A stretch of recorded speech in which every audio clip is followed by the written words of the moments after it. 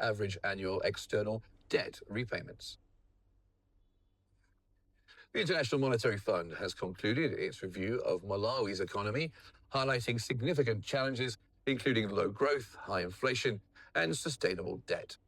The nation's gross domestic product growth in 2024 was a mere 1.8%, while inflation hit 27.7% and public debt reached 88% of gross domestic product.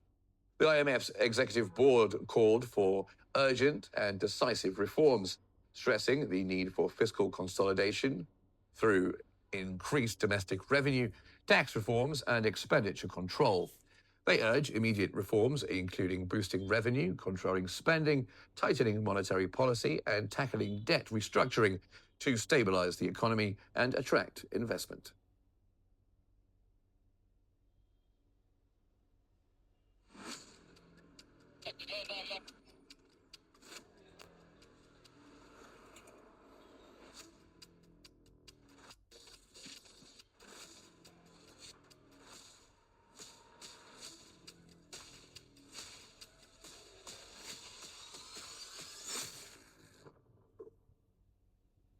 So, to the United States, and new applications for U.S. jobless benefits fell to a 3-month low last week, reaching 217,000 for the week ended July 19th.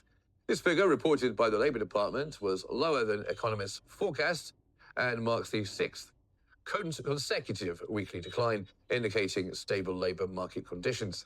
Despite the low unemployment claims, the report noted that sluggish hiring is making it difficult for laid-off workers to find new jobs, and the number of people receiving ongoing benefits increased slightly to 1.955 million for the week ending July 12th.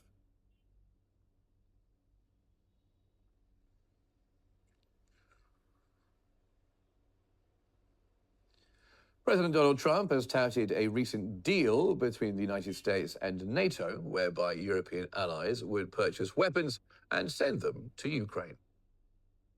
Just made a deal with the European Union where they're going to pay the United States of America 100% of the cost of all military equipment. They're going to ship it to the European Union, and then they'll distribute it, and much of it will go to Ukraine.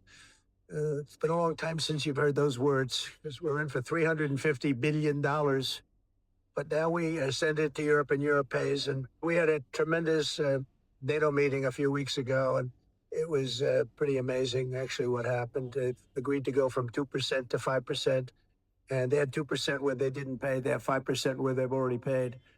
That's a big difference. That's trillions of dollars, actually, trillions. Staying with Trump, and the US president has unveiled an AI action plan to secure global dominance in artificial intelligence, framing it as a critical competition against China. The plan emphasizes exporting US AI software and hardware globally and reducing domestic regulations perceived as hindering AI development. This approach marks a significant shift from former President Joe Biden's policy, which restricted international access to advanced AI chips.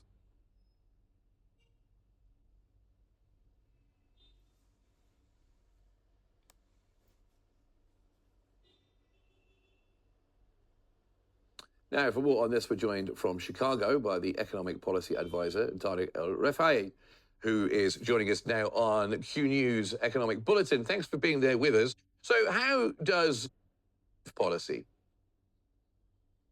Donald John Trump is solemnly sworn. Government to succeed.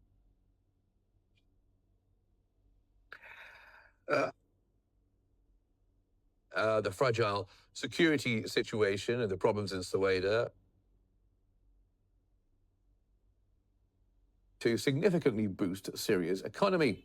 The investments span real estate, telecommunications, and finance, among other sectors. Planned projects include housing, the reconstruction of war-damaged areas, the development of tourism, medical and entertainment sites. Syrian Information Minister Hamza al-Mustafa anticipates these agreements will generate roughly 50,000 direct and 150,000 indirect job opportunities.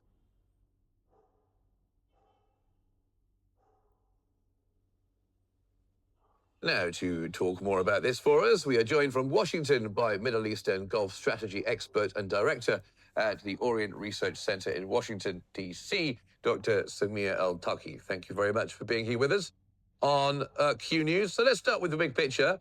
How significant, then, is this more than $6 billion in Saudi investments for Syria's economic recovery? Thank you very much for inviting me. I'm really honored. I think it is significant. The amount of investment is quite wide, and it will have, in case it would succeed, it will have immense impact on the situation in Syria regarding either at the economic level or even at the social level. But the problem now is the great amount of uncertainty. First of all, because of the still the national peace among Syrians has not been established. There is those clashes that happened in Sueda, and all the elements that would add a lot to the instability, political instability, and economic instability. The main issue at this level, also at the economic level, is that there are no available system for investment in Syria. The rule of law, the judiciary system had been totally dismantled and had been replaced by many of them are Sharia people. Would they be able to tackle the concerns about the rule of law, about the freedom of investment, the role that the Saudis would like to have in the economy, the banking system? So there is lots of ambiguity about this issue. I think those agreements will help in a way or another to foster a better organization, because there is a total collapse of the Syrian bureaucracy in Syria. This is hindering really the capability of the private sector in investing in many fields. So I think this is a challenge. It is a great opportunity, but it is a big challenge for the Syrian economy and Syrian regime. So you mentioned there the fragile security situation and the problems in Sueda, and also Syria, of course, under ongoing sanctions at the moment. So does that mean that there are particular risks for Saudi investors? I think the Saudis, first of all, they came and knowing that they are gambling in a way or another and giving a chance to the Syrian government to succeed. So I think they are quite aware. I was working with them in terms of organizing lots of the events going on. But at the end of the day, the situation on the ground, not only in Sueda, the whole situation on the ground is not yet stable, meaning that many of the Syrian components are not happy with the constitutional declaration of Mr. al-Shara, which gives a full rule to the HTS, Hayat Tahrir al-Sham, and which is regarded in the eyes of the many Syrians that this is a radical Islamic jihadist organization. And so at the end of the day, what Syria needs is a national agreement about the model of the Syrian state.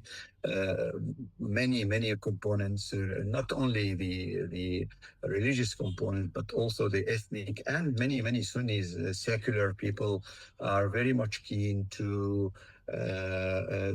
have a kind of a democratic, pluralistic Syria, which is without this element, I think the reconciliation at the national level will not occur, and this will hinder to a large extent the stability and the